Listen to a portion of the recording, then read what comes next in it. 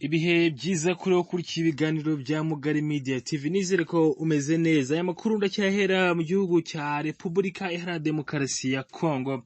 Ubwere ko ingabo za Sadc ziyemeje guhashya umutwe wa M23 zishinja kwica abasivile ahantu hitwa muri Mugunga. Inkuru nayo babwijeje ko bisha abaturage benshi mu nkambi ya Mugunga bahungira muri Rutongo.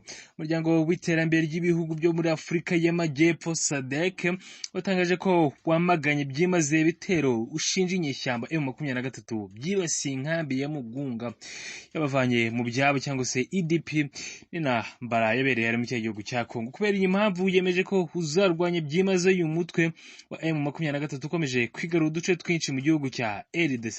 Tariki ya 3 Gicurasi Igoma mu nkambi ya Mugunga hagwa ibisasu bibiri byateje urupfu rw'abasivile nibura 16 bikomeretsa abagera kuri 30 nk'uko bigaragara mu gitangazo washyize ahagarara kuri iki cyumweru tariki ya 5 Gicurasi. Ubutumwa bwa Sadc muri Repubulika Iharanira Demokarasi ya Kongo SAMDRC bwemeje ko ibyo bitero byagize ingaruka ku baturage b'inzira karengane, abenshi muri bo bakaba ari abagore n'abana. Kwibasira nkana abaturage b'inzira karengane n'ukurenga kumugaragara amategeko mpuzamahanga arengera ikiremwa muntu n'amategeko agenga uburenganzira bwa muntu. Sadc ivuga ko ibitero by'inyeshyamba za M23 byatumye abaturage bava mu byabo ku bwinshi bifuza inzira zibagarura Igoma, kandi ibibazo by'ubutabazi biriyongera. Hagati aho ariko ngo imihanda minini y'Igoma ifite akamaro kanini mu rujya n'uruza rw'abantu, ibicuruzwa n'imfashanyo itakiri nyabagendwa kubera amarorerwa y'imitwe yitwaje intwaro, bikabuza cyane kubona serivisi n'ibikoresho bikenewe. SAMDRC ku bufatanye n'ingabo za Repubulika ya Demokarasi ya Kongo FARDC izakora ibikorwa byo guhashya inyeshyamba za M23 no kubungabunga amahoro n'umutekano mu gushyiraho umwuka mwiza ndetse no kurinda abaturage ibyabo mu gihe bugarijwe n'ibitero. Ku rundi ruhande, imirwano ikaze y'inyeshyamba ingabo za FARDC, FDLR, Wazalendo n'abarwanyi ba M23 yatangiye kuri uyu wa 5 mu bice by'imisozi mirere bya Sadc, Bweramana na Minova yasize uyu mutwe wigaruriye agace ka Bitonga. Abaturage benshi bahungira muri Masisi ndetse ingabo z'u Burundi zabarizwaga muri ako gace ziraza guhunga.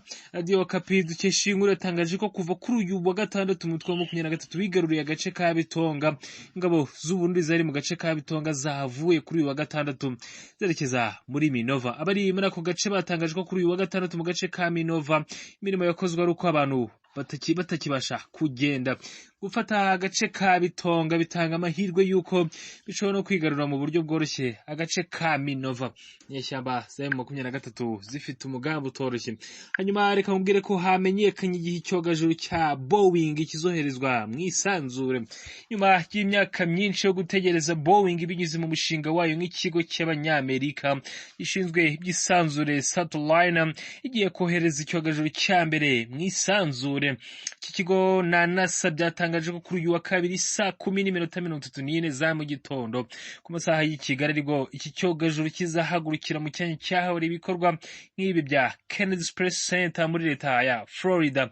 Iki cyogajuru kizoherezwa mu Isanzure kuri station mpuzamahanga iri mu Isanzure izwi nka International Space Station ICC. Bitumwa bwiswe CTT ijana Satellite kizaba kirimo abahanga by'isanzure byitwa astronauts bagera kuri 2. Mu gihe gishohoje ubutumwa amahoro nibwo hazahita hafatwa icyemezo niba koko ibyogajuru bya Boeing byazajya byifashishwa mu butumwa bugana kuri ICC inshuro nyinshi. Birumvikana ko iyi nshuro ya mbere igiye kuba igerageza. Aba astronauts ni Suni Williams imyaka 58 y'amavuko, wabaye umupilote mu ngabo za Leta Zunze Ubumwe za Amerika, azwiho kuba yaratwaye indege 30 z'amoko atandukanye, amaze kumara iminsi 322 mu Isanzure mu butumwa bubiri amaze gukorerayo kuva 2007.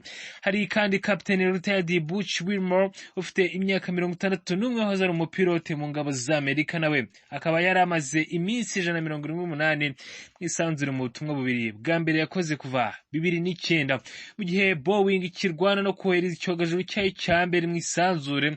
Ku rundi ruhande ibyogajuru bya Crew Dragon mu mushinga wa SpaceX bimaze gukorerwa ingendo 13 kuri XICC.